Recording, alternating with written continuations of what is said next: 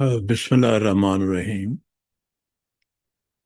So this mini series is the verses of the Holy Quran related to the earth. Before this, I presented a mini series about the verses of the Holy Quran related to the universe. So in today's topic, vlog, it is mountains stabilize the earth.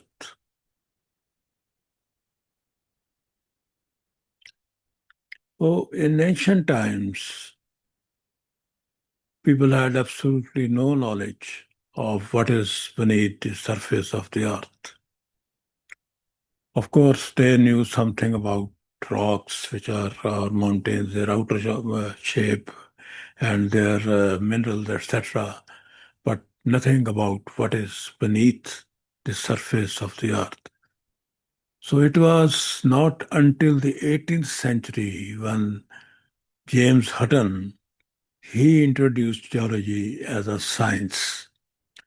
So he is generally considered to be the father of geology.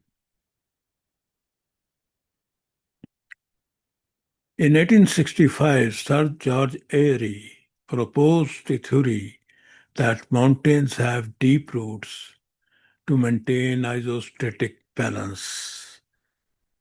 That is, the earth, if it is stable, doesn't tremble, it is because of the mountains which have deep roots.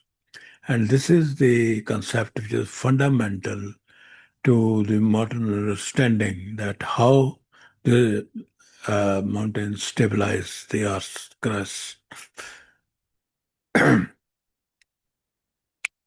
But is it not amazing that the Holy Quran repeatedly mentioned that mountains stabilized the Earth more than 1200 years ago, before Sir George Airy,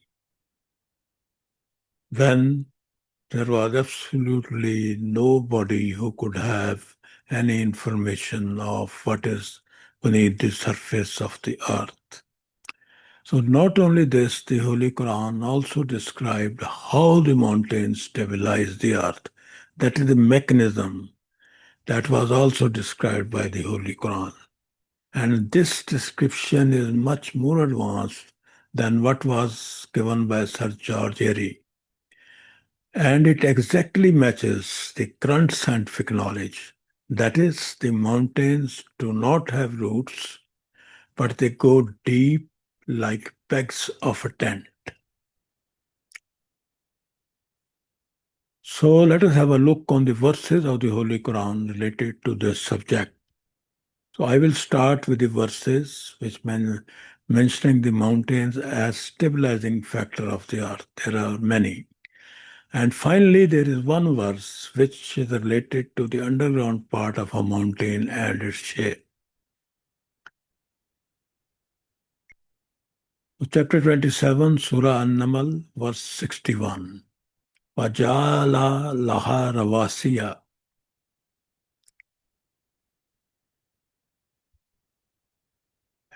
We put mountains on it to make it stable.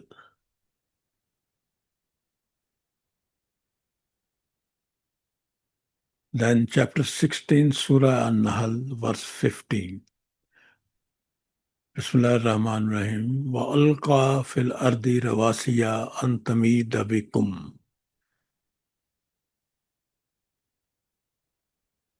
Allah created mountains to stabilize the earth so that it does not tremble.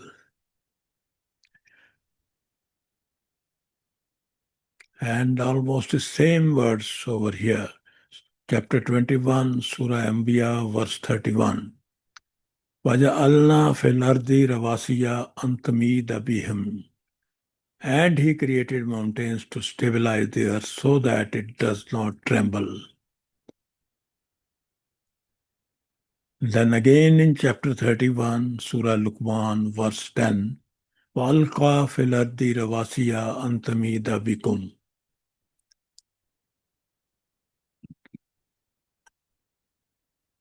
And he made mountains and put them on the earth to stabilize it so that it does not tremble. Exactly same words. And finally, the most important verse, chapter 78, Surah An-Naba, verse 7. Bismillah ar-Rahman ar-Rahim. Wal Jibala Otadam. Translation: Did he not make mountains as stakes, that is, pegs, to stabilize the earth? So here it is clearly mentioned that the underground part of a mountain is like a stake or peg. It is not like roots. So let us have a scientific look on this matter. Allah made mountains which stabilize the trembling earth like stakes, as was mentioned in this surah. And modern science confirms that the mountains do stabilize the earth, acting like pegs or tent poles that anchor the crust. So this is a modern diagram given by the geologists. And here the underground part is mentioned as root. So these are deep-rooted structures that help prevent the earth from shaking or moving. How? I will talk in the coming slides. The underground part of a mountain sometimes reach far deeper than the height of the mountain itself.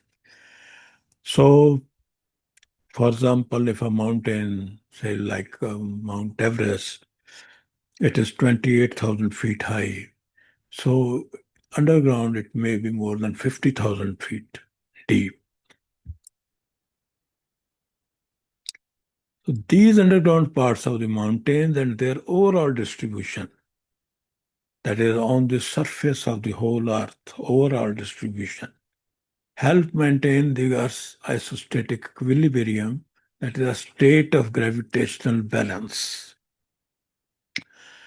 The process of stabilizing the Earth uses the gravitational stress from the mountain to yield flow of rock material, thus creating equilibrium. So it is a little more scientific, and next slides you will understand. So we have to understand the concept of isostasis. The Earth's crust, that is the outer part or shell of the Earth, and mantle, that is the part just beneath the Earth, they are not uniform. They have different densities and different strengths. So the isostasis is the concept that Earth's crust is floating on a denser semi-molten mantle.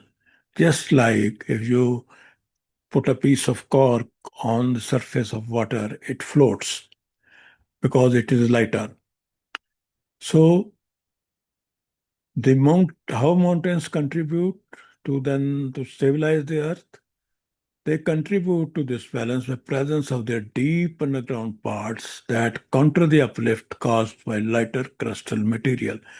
If the lower material has a greater density, it will push up the material which is floating on its surface.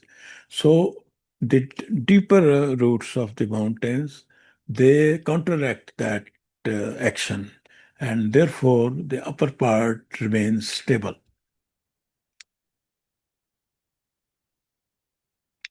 So it is like this isostasis, you can see.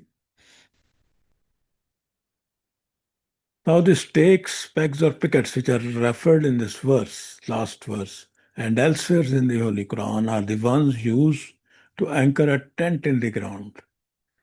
Again, their depth in case of mountains is roughly 1 to 10 miles, up to 10 miles of our big mountains. And this is according to Dr. Maurice Bohel, who wrote the famous book, The Bible, the Quran, and Science. And according to Dr. Zoglol Al-Nagar, a PhD from geology from the University of Wales, just as most of the picket or peg is hidden in either soil or rock to hold one end of the tent to the ground surface, most of the mountain is hidden in the Earth's lithosphere. The term picket or peg is both literally and scientifically more correct than the term root, which is currently used for mountains. So it should be noted that roots spread in all directions to considerable distances from the point of origin, and they have branches, whereas a peg has no branch, right?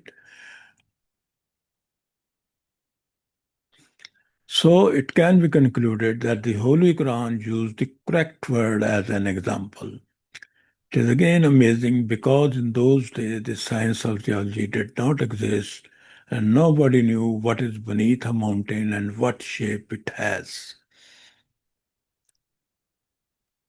So this was today's vlog, and as I said that I just completed a mini series about the verses of the Holy Quran related to universe, and that was creation of the universe, the Big Bang.